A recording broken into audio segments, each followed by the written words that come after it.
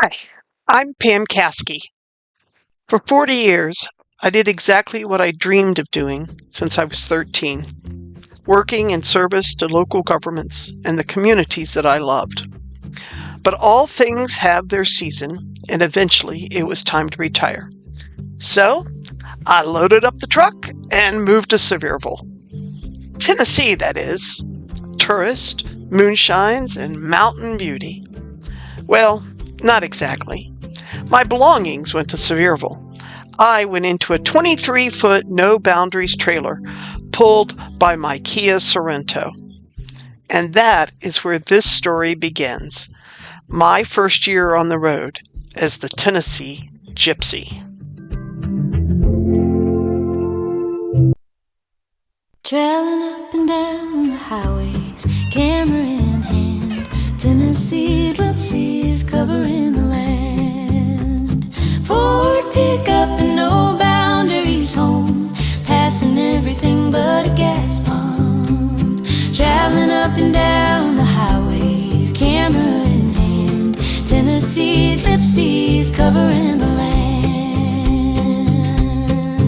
If a national park is in your state on her map, you will rate. Traveling up and down the highways, camera in hand, Tennessee gypsies covering the land. You're welcome to come along too. She created a blog for me and you. Traveling up and down the highways, camera in hand, Tennessee gypsies covering the land.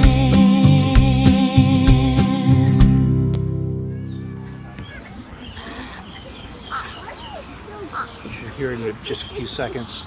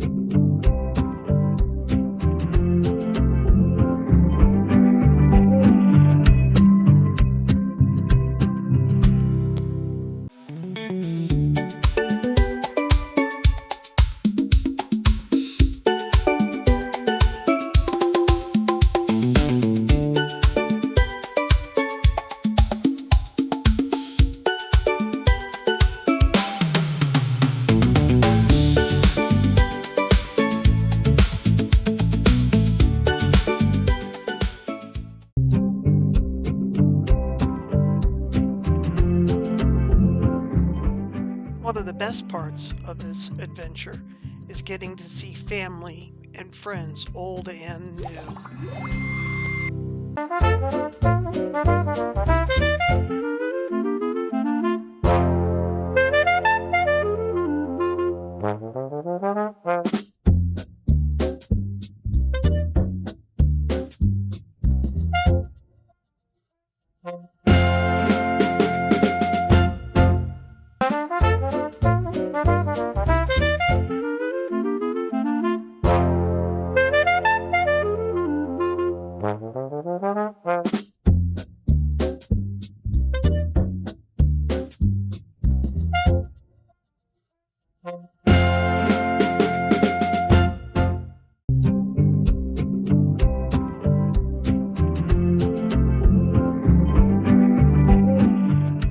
Greg was right. I needed a truck.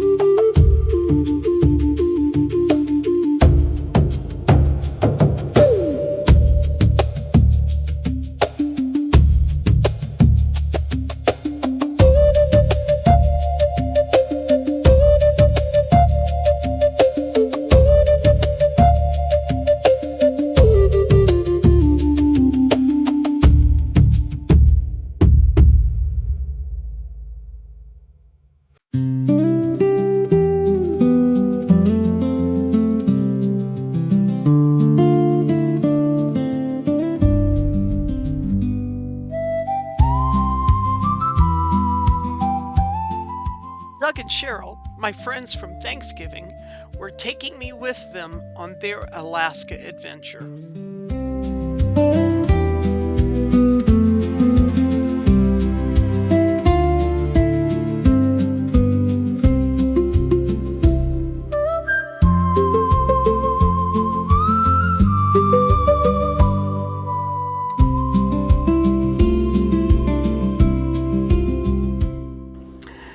The morning of May 8th started like any other. We left Thermopolis, Wyoming after breakfast, drove about 80 miles, and then Cheryl got a phone call. Housekeeping had found her laptop back at the hotel. So we turned around, drove the same 80 miles back, picked up the laptop, and had lunch because it was now that time. And then we started out again. It was supposed to be an easy day. We were headed to tiny little Roberts, Montana, and Cheryl had routed us along the Chief Joseph Scenic Byway. At Highway 212, we turned right towards Roberts, Montana, and call it a day. We reached Cody, but didn't linger. We were already 180 miles behind. On the Chief Joseph, Cheryl mentioned that the Beartooth Highway was still closed for the season, but Chief Joseph was open, so that's where we headed.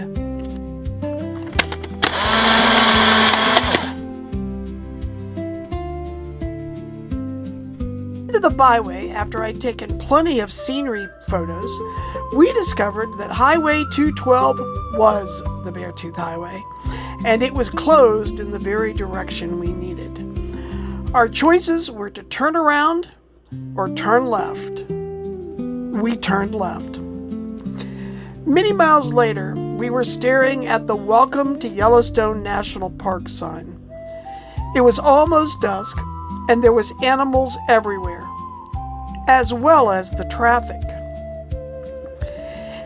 Our driver was about done for the day, but we had many miles to go.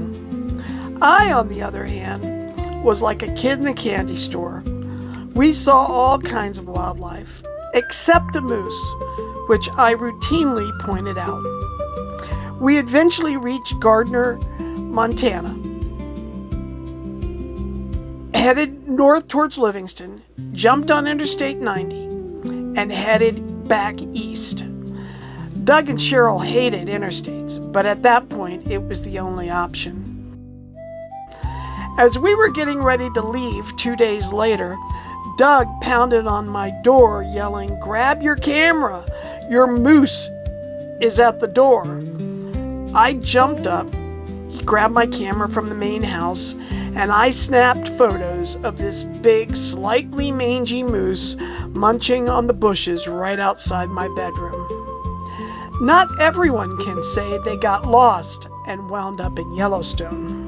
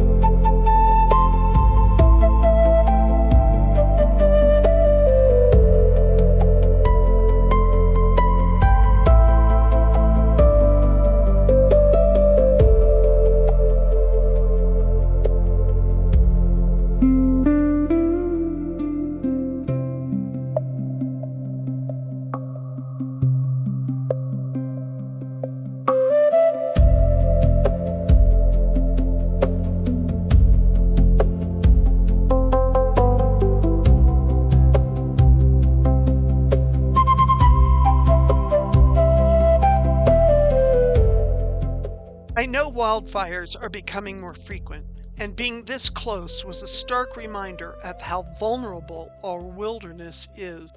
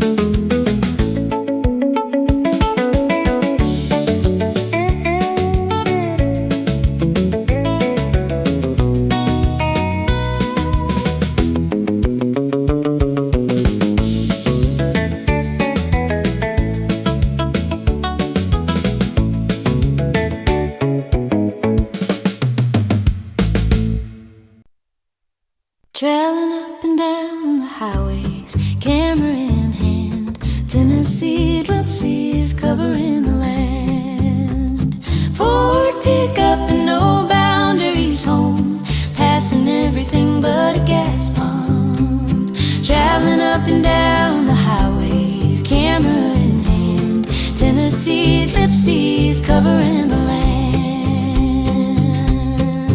If a national park is in your state on her map, you will rate traveling up and down the highways, camera in hand, Tennessee, ellipses covering the land. You're welcome to come along too. She created a blog for me and you.